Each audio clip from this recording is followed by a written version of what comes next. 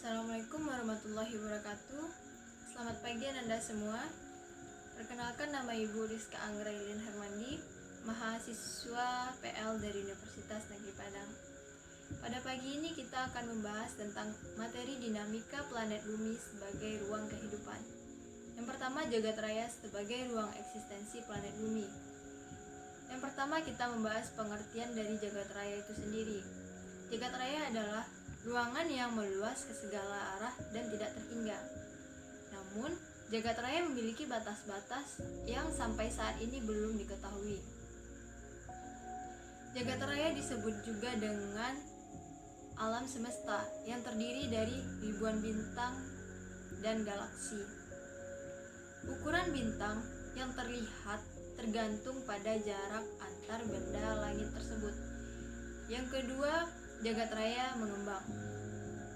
Jagat raya hingga saat ini terus mengembang. Hal ini dibuktikan dengan bertambahnya galaksi-galaksi baru, sehingga galaksi-galaksi tersebut bergerak menjauh. Fenomena ini dikenal dengan efek Doppler. Ditemukan oleh seorang fisikawan dari Austria bernama Christian Doppler. Perkembangan jagat raya didukung oleh teori yang menyatakan adanya gaya repulsi kosmis yang membuat benda langit saling tolak-menolak. Gaya ini berbeda dengan gaya gravitasi yang menyebabkan benda langit tarik-menarik. Yang ketiga, teori-teori terbentuknya jagat raya. Yang pertama, teori mengembang dan memapat. Menurut teori ini, jagat raya pada awalnya terbentuk karena adanya suatu siklus yang diawali dengan massa yang mengembang yang disebabkan reaksi inti hidrogen. Akibatnya terbentuklah galaksi-galaksi yang diperkirakan sudah berlangsung selama 30 miliar tahun. Galaksi-galaksi tersebut lama-kelamaan akan meredup, kemudian memapat, yang didahului dengan keluarnya pancaran panas. Peristiwa mengembang dan memapat tersebut berlangsung secara terus-menerus. Teori ini disebut juga teori ekspansi dan kontraksi. Yang kedua, teori keadaan tetap. Teori ini menyatakan alam semesta tidak memiliki awal dan tidak memiliki akhir. Alam semesta tetap sama sepanjang waktu. Teori ini diusulkan oleh Sir Fred Hoyle. Ia mengatakan alam semesta tidak terbatas dalam waktu dan memiliki kondisi yang sama dengan sebelumnya. Dan sekarang, menurutnya tidak ada galaksi baru yang terbentuk. Namun teori ini memiliki banyak celah.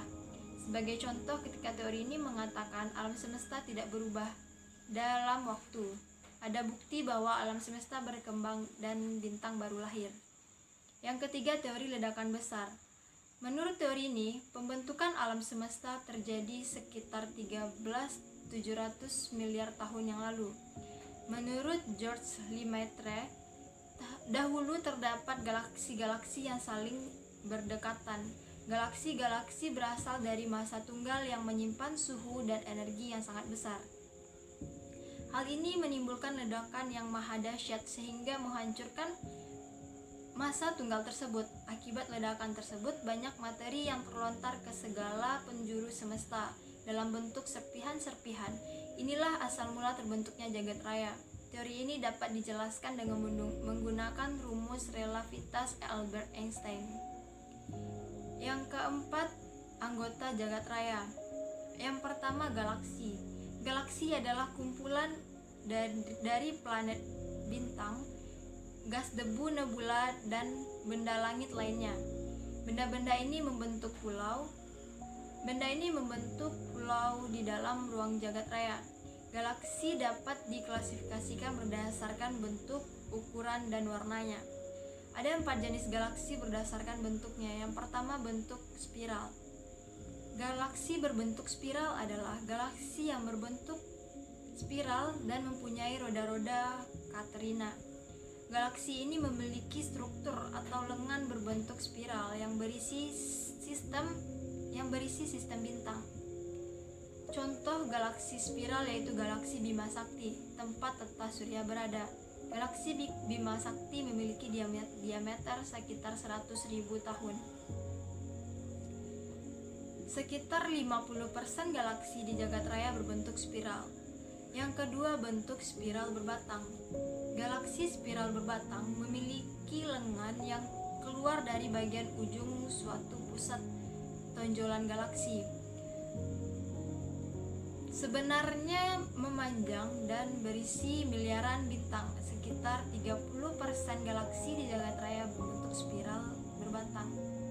Yang ketiga, bentuk elips. Galaksi berbentuk elips memiliki berbagai varian bentuk seperti bola basket raksasa, bola rugby, dan telur burung unta. Sekitar 17% galaksi di jagat raya berbentuk elips. Yang keempat, bentuk tidak beraturan. Galaksi ini memiliki bentuk yang khusus dan banyak mengandung materi antar bintang yang terdiri atas gas dan debu. Contohnya awan Magellan besar dan awan Magellan kecil. Yang kedua, bintang. Bintang adalah benda langit yang mampu memancarkan cahayanya sendiri. Terdiri atas dua jenis, yaitu bintang semu dan bintang nyata. Bintang semu adalah bintang yang memantulkan cahaya dari bintang lain, sedangkan bintang nyata adalah bintang yang dapat menghasilkan cahayanya sendiri. Karena jaraknya yang sangat jauh dari bumi, bintang-bintang kecuali matahari hanya terlihat sebagai titik-titik yang bersinar di langit pada malam hari. Ciri-ciri dari bintang itu sendiri adalah yang pertama, unsur-unsur yang terdapat pada bintang di galaksi Bima Sakti, yaitu hidrogen 71%, gas helium 27%, dan unsur-unsur yang lebih berat. Yang kedua, suhu di daerah inti bintang dapat mencapai jutaan derajat Celcius. Yang ketiga, sebagian besar unsur bintang antara 1 sampai 10 miliar tahun, beberapa bintang ada yang mencapai 138 miliar tahun. Yang kedua, tata surya sebagai ruang edar bumi. Tata surya adalah kumpulan benda langit yang terdiri atas matahari, 8 planet, 5 planet kerdil atau katai, 173 satelit alami, dan jutaan benda langit lain seperti meteor, asteroid, dan komet yang mengelilingi matahari pada orbitnya masing-masing. Yang pertama, kita membahas teori-teori pembentukan tata surya. Hipotesis yang dikemukakan oleh para ahli. Yang pertama, hipotesis nebula. Teori ini mengemukakan bahwa tata surya terbentuk dari matahari raksasa, terus menyusut dan berputar semakin cepat, dan cincin-cincin gas serta terlontar ke sekeliling matahari. Akibat gaya gravitasi gas-gas tersebut memadat sering dengan menurunnya suhu dan membentuk planet dalam dan planet luar. Teori ini pertama kali dikemukakan oleh Emanuel Swedenborg tahun 1734 dan disempurnakan oleh Immanuel Kant pada tahun 1775. Yang kedua, hipotesis planetesimal. Planetesimal adalah salah satu teori yang menjelaskan awal mula proses terbentuknya tata surya. Hipotesis ini dicetuskan oleh seorang astronom bernama Forrest Ray Moulton dan geolog bernama Thomas Chamberlain. Hipotesis ini diawali dengan kondisi matahari yang telah ada sebagai salah satu bintang, yaitu ketika matahari berpapasan dengan sebuah bintang dengan jarak yang tidak terlalu jauh, sehingga terjadi peristiwa pasang naik pada permukaan matahari maupun bintang itu. Bagian dari massa matahari tertarik ke arah bintang pada waktu bintang tersebut menjauh, sebagai dari massa matahari jauh kembali ke permukaan matahari, dan sebagian lagi terhambur keluar angkasa. Di sekitar matahari, hal inilah yang dinamakan planetesimal, yang kemudian menjadi planet-planet beredar mengelilingi matahari. Yang ketiga, hipotesis surut gas. Hipotesis yang dikemukakan oleh James Jeans dan Harold Jeffrey pada tahun 1918. Mereka berpendapat ada sebuah bintang besar mendekati matahari dalam jarak pendek sehingga menyebabkan terjadinya pasang surut pada tubuh matahari. Pada tahap pertama, matahari merupakan bintang yang besar dan bercahaya dengan kekuatan cahaya yang sangat besar. Kemudian ada bintang yang mendekati matahari sehingga terjadi gesekan dan menjadikan gaya tarik antara matahari dan bintang tersebut. Yang keempat, hipotesis bintang kembar atau ledakan bintang. Hipotesis ini dikemukakan oleh R.A. Lyttelton pada tahun 1956. Dia berpendapat bahwa awalnya terdapat dua bintang matahari kembar yang saling mengelilingi satu sama lain. Salah satunya mengalami ledakan dan menghasilkan partikel-partikel yang tertangkap oleh bintang yang tidak meledak. Ledakan pada satu bintang tersebut diduga diakibatkan adanya bintang lain yang melintas dan menabrak salah satu bintang. Partikel-partikel ledakan mengalami pendinginan sehingga terjadi planet dan satelit yang mengitari matahari. Yang kelima, hipotesis protoplanet atau awan debu.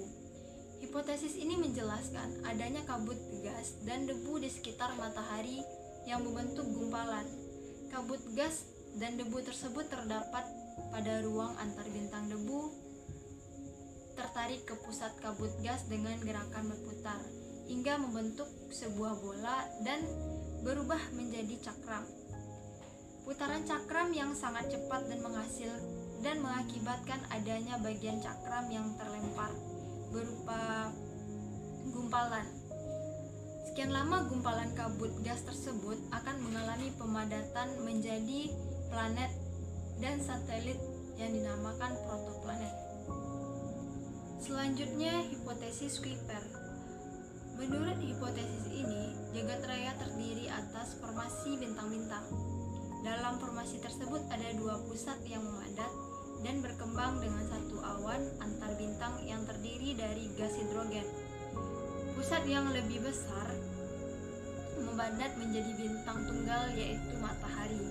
Sementara itu pusat yang lebih kecil diselimuti kabut karena gaya tarik dari massa yang lebih besar. Gaya ini menyebabkan awan yang lebih kecil terpecah-pecah menjadi awan-awan yang lebih kecil lagi. Awan ini disebut protoplanet yang kemudian menjadi planet-planet sekarang ini. Yang kedua, matahari sebagai pusat tata surya. Matahari adalah sumber energi dalam sistem tata surya yang berbentuk bola gas raksasa yang sangat panas dan menghasilkan cahaya. Bagian-bagian dari matahari, yang pertama inti matahari adalah pusat matahari. Yang kedua, fotosfer. Fotosfer adalah bagian permukaan matahari yang dapat dilihat dengan bantuan teleskop. Yang ketiga, kromosfer. Kromosfer adalah lapisan atmosfer matahari. Yang keempat, korona. Korona adalah lapisan matahari yang paling luar. Yang kelima, zona radiasi adalah tempat transformasi energi panas matahari dari inti matahari ke seluruh permukaan matahari. Dan yang terakhir adalah zona konveksi, terletak di luar zona radiasi. Zona ini adalah tempat menyalurkan atau merambat energi panas matahari dari inti matahari ke permukaan bumi. Yang ketiga, anggota tata surya.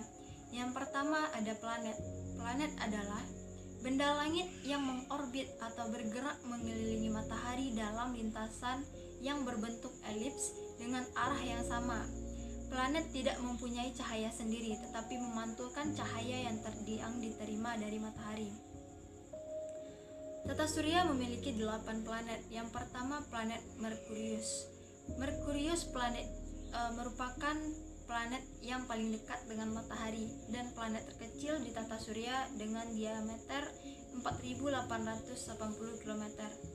Planet ini tidak memiliki satelit alam dan tidak memiliki atmosfer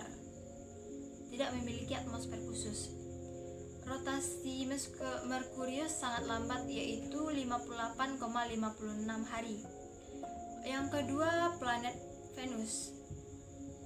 Planet Venus berjarak 108,2 juta kilometer dari matahari, memiliki diameter 12.104 km.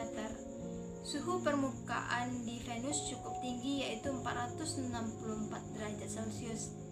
Dalam sekali mengorbit, planet Venus membutuhkan waktu rotasi selama 249 hari dan revolusi selama 224,7 hari. Yang ketiga, planet Bumi. Bumi merupakan planet terbesar kelima di tata surya yang merupakan titik biru. Rata-rata temperatur permukaannya 15 derajat Celcius. Bumi terlihat berwarna biru karena permukaannya diselimuti air. Bumi memiliki atmosfer sehingga dapat dihuni oleh makhluk hidup. Bumi berbentuk agak lonjong dan bumi bergerak mengitari matahari dalam waktu 365,22 hari dan berputar pada porosnya dalam waktu 23 jam 57 menit. Bumi memiliki satelit alami yang disebut bulan. Yang keempat, Mars. Mars memiliki suhu rata-rata sebesar 46 derajat Celcius. Planet ini sangat miskin oksigen dan kaya karbon dioksida, sehingga tidak mendukung untuk kehidupan seperti di bumi. Mars membutuhkan waktu selama 680 hari dan berputar pada sumbunya dalam waktu 24,62 jam. Planet Mars memiliki dua satelit alam bernama Phobos dan Deimos. Yang kelima, Jupiter. Jupiter merupakan planet terbesar di tata surya. Jupiter adalah planet gas yang tidak memiliki permukaan padat sehingga diameternya besar. Waktu yang dibutuhkan untuk sekali mengelilingi matahari adalah 29,41 tahun. Rotasi Jupiter dalam waktu 10 jam 40 menit dengan suhu permukaan rata-rata sebesar 50 derajat Celcius. Yang keenam, Saturnus. Saturnus merupakan planet yang paling ringan, yang mudah dikenali karena cincin yang cerah di seputar ekuatornya.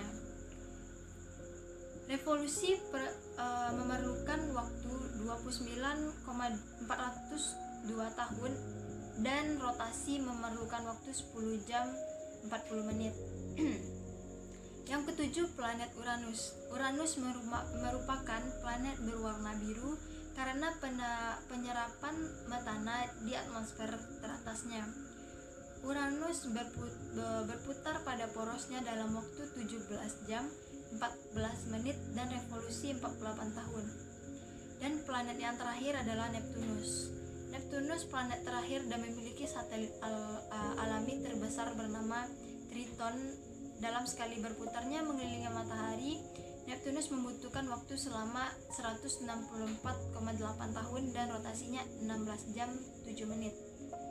Dampak dari revolusi dan rotasi planet bumi terhadap kehidupan di bumi. Yang pertama, dampak rotasi bumi terhadap kehidupan di bumi. Yang pertama, perbedaan semu harian benda-benda langit. Yang kedua, peristiwa siang dan malam. Yang ketiga, perbedaan waktu. Dan yang terakhir, pembelokan arah angin dan arus laut. Selanjutnya, dampak revolusi bumi terhadap kehidupan di bumi antara lain yang pertama, gerak semu tahunan matahari, perbedaan lamanya siang dan malam, dan pergantian musim. Selanjutnya, satelit. Satelit adalah benda yang mengelilingi atau mengitari planet ketika planet mengelilingi matahari. Satelit juga mendampingi planet dalam revolusi. Satelit tidak memiliki panas atau cahaya sendiri. Satelit bersinar dengan memantulkan cahaya dari matahari. Satelit saat ini terdiri dari dua macam, yaitu satelit buatan dan satelit alam. Satelit buatan adalah satelit yang dibuat oleh manusia dengan kegunaan tertentu. Yang kedua, satelit alam, yaitu satelit alami bumi, yaitu bulan, memiliki permukaan yang gelap tetapi tampak sangat putih dan terang, serta gravitasi yang mempengaruhi pasang surut air laut dan periode waktu di bumi. Selanjutnya, asteroid. Asteroid adalah benda angkasa kecil yang mengorbit di sekitar bintang. Selanjutnya, meteoroid, meteor, dan meteorit. Tata surya memiliki benda-benda kecil yang ukurannya lebih besar daripada atom dan lebih kecil daripada asteroid yang bergerak di antara planet-planet yang dinamakan meteoroid.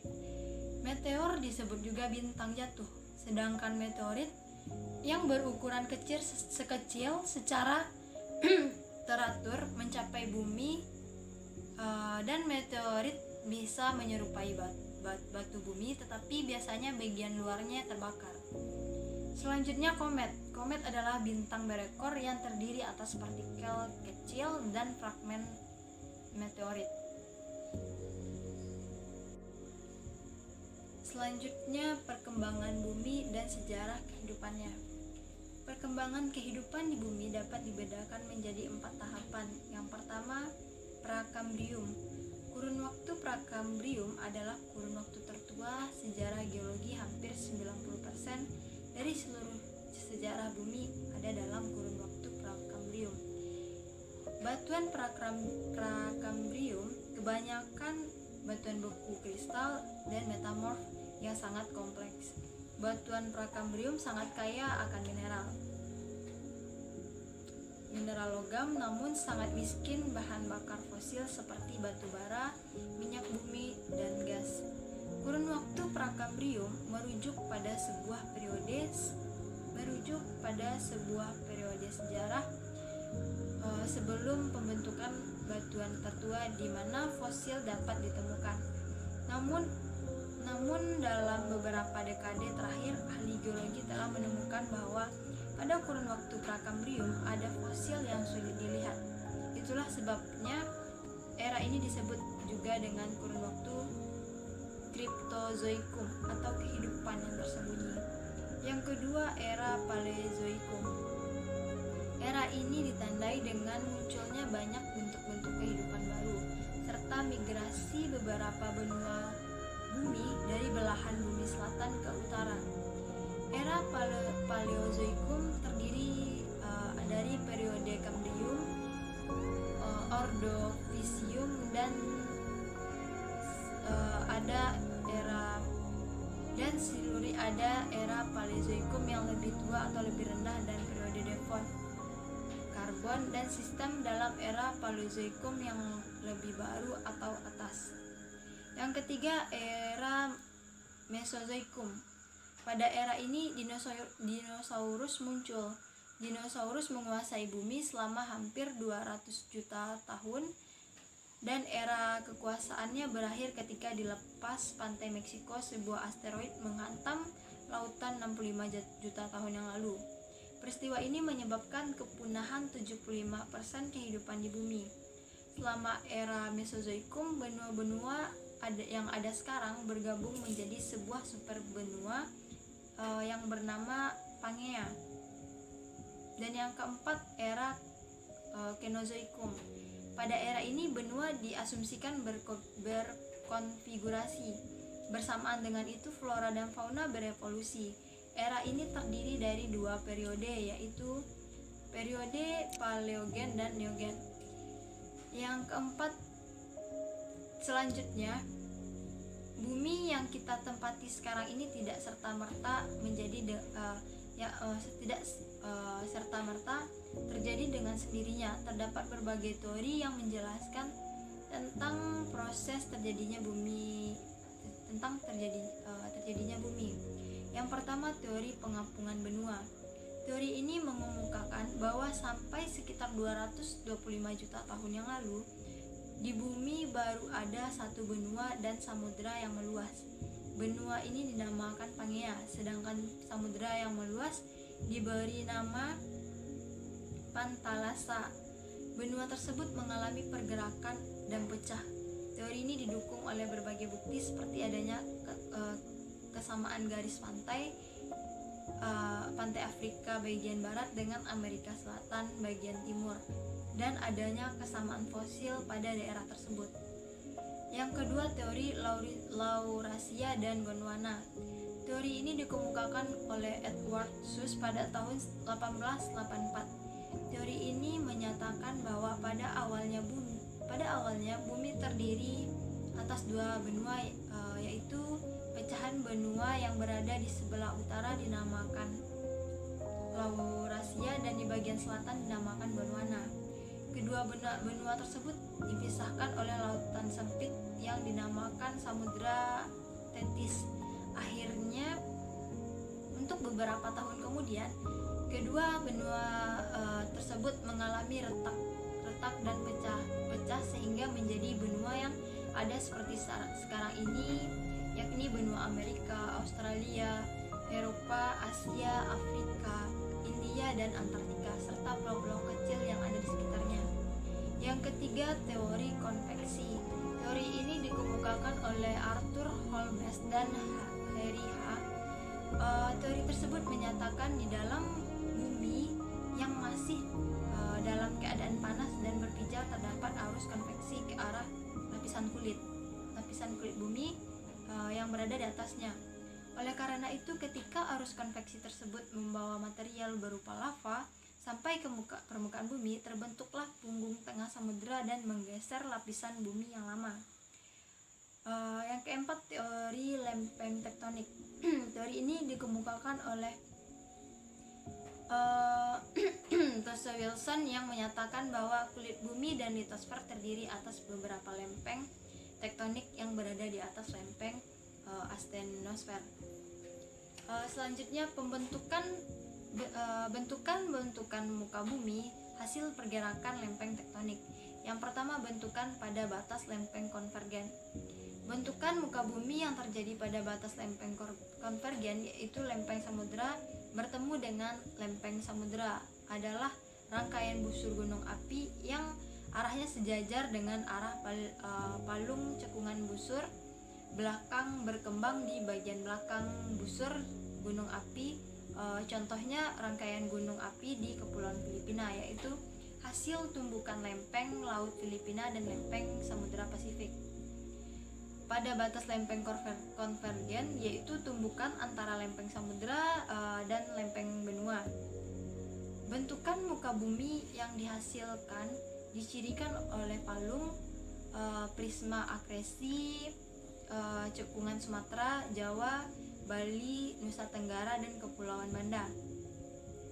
Yang kedua, bentukan pada batas lempeng divergen. Bentukan muka bumi yang dihasilkan pada batas lempeng divergen, yaitu lempeng benua mengalami pemekaran sehingga terbentuknya laut baru. Contohnya pematang tengah laut yang memisahkan benua Amerika dan benua Afrika, Laut Merah, dan retakan yang terjadi di Afrika Timur bagian utara.